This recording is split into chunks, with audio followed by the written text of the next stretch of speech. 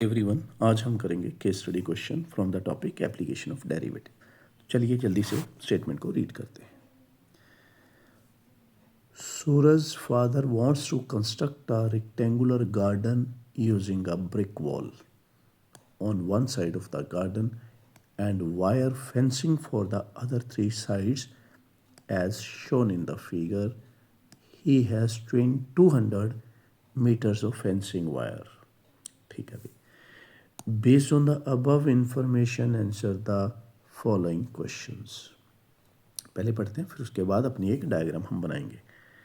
Let x meters denote the length of the side of the garden perpendicular to the brick wall and y meters denote the length of the side parallel to the brick wall.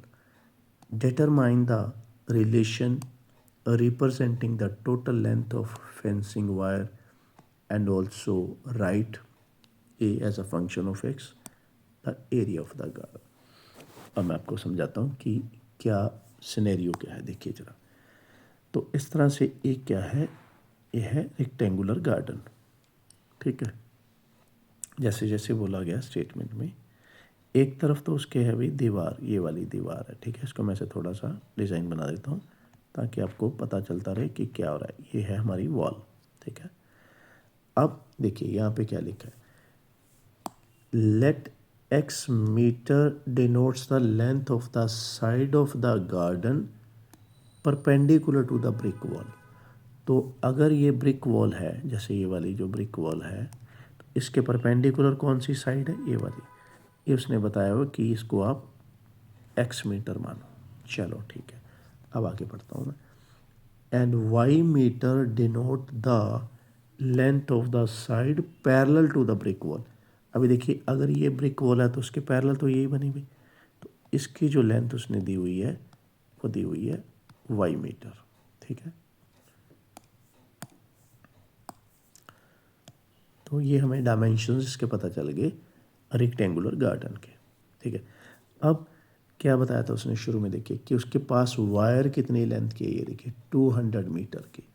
तो wire कहाँ पे लगी हुई है, obviously इन तीन जगह पे लगी हुई है, यहाँ, यहाँ और यहाँ, क्योंकि इस तरफ तो क्या है, दीवार है। ये तो दीवार है ना भाई। ठीक है, तो वायर कहाँ यूज़ हुई है, यहाँ पर, यहाँ पर और यहाँ पर। इसका मतलब मैं लिखूँगा 200 मीटर जो वायर थी वो किसके इक्वल है, एक्स प्लस वाई और फिर एक्स, क्योंकि ये एक एक्स, ये वाई और ये फिर एक्स, इन तीनों को ऐड करके क्या बन गई, टोटल वायर। तो यहाँ पे हम बोल सकते हैं कि total length of fencing wire का जो रिलेशन मांगा था वो हमारा यहाँ पे हमने ये वाला कंप्लीट कर दिया। चलो ये वाला पार्ट हो चुका है। अब देखते हैं क्या मांगा है। अब कहा है कि ए एक्स एरिया। ठीक है, एरिया की बात करते हैं और ये हमारा फर्स्ट पार्ट है। चलो यहाँ पे हम लिख लेते हैं। एरिया क्या होता है, length into breadth. Length of rectangular garden क्या है, एक्स, ब्रेड्थ क्या है, वाई। तो ये भी ठीक है एरिया, मगर यहाँ पे ए जो है area in terms of x है, तो हम ट्राई करेंगे कि जो एरिया है उसको इन टर्म्स ऑफ एक्स ही दिखाएं। तो उसके लिए क्या करना पड़ेगा, इस वाई की वैल्यू यहाँ से पहले निकालनी पड़ेगी। यहाँ से मैं वाई की वैल्यू निकालूंगा और यहाँ पे फिल कर दूंगा, ताकि जो मेरा फंक्शन है ए एक्स वो पूरे का पूरा एक ही वेरिएबल में मेरे को नज़र आए।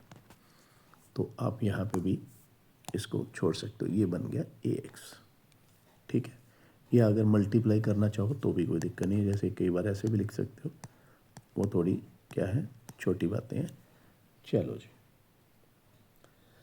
अब नेक्स्ट है determine the maximum value of A x. अब यहाँ पे हमें करना पड़ेगा डबल डेरिवेटिव।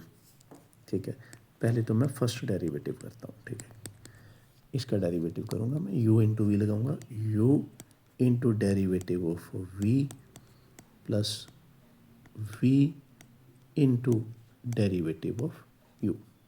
ठीक है, ये कितना है अभी, -2x, इसको ब्रैकेट को खोल लेते हैं, ये बन गया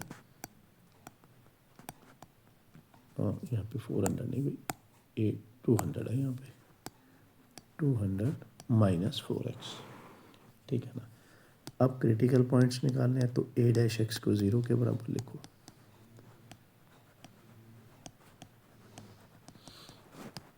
x की क्या वैल्यू आएगी 50, ये ठीक है। अब डबल डेरिवेटिव निकालना है क्योंकि अभी मैक्सिमम मिनिमा का कोई फैसला नहीं हुआ है, तो इसका मैं डेरिवेटिव करूं तो ये आएगा -4।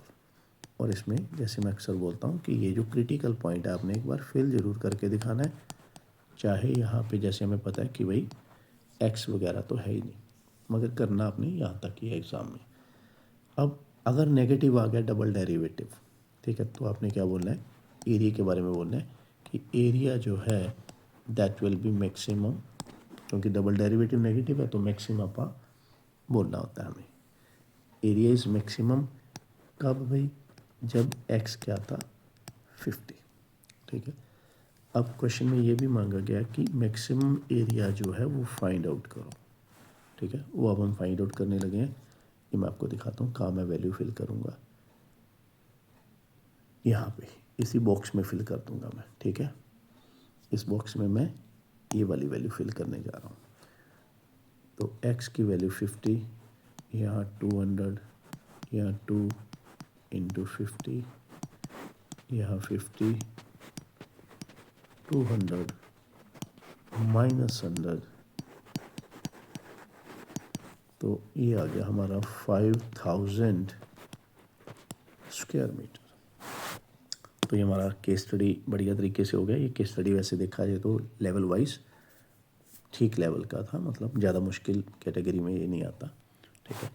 इस तरह से अगर बोर्ड क्वेश्चंस आपने करने हैं सारे CBSE और Punjab school education board question bank sample paper questions case study के, तो आपको इसी प्लेलिस्ट में रहना पड़ेगा, केस स्टडी का खजाना वाले में, ठीक है। इसमें हम देखिए अभी तक हम कर चुके हैं 45, ये वाला चल रहा है, और इसमें अभी और भी मैं ऐड करता जाऊँगा डे बाई डे। और अगर आपने फ्रेश और न्यू करने हैं, टॉपिक वाइज करने हैं, चैप्टर वाइज करने हैं, तो आपको दूसरी प्लेलिस्ट पे जाना पड़ेगा, फ्रेश एंड न्यू, जिसका लिंक मैं एंड स्क्रीन पे छोड़ दूँगा। अगर आपको बढ़िया तरीके से समझ आ रहा है, मज़ा आ रहा है कि स्टडी करने में कॉन्फिडेंस फील हो रहा है, तो ज़्यादा से ज़्यादा लाइक करें, शेयर करें, कमेंट करें और सब्सक्राइब करें। अगर कोई दिक्कत है तो कमेंट बॉक्स में ज़रूर लिखें। तो मिलते हैं जल्दी नेक्स्ट केस स्टडी में। Thank you for watching, bye bye, take care.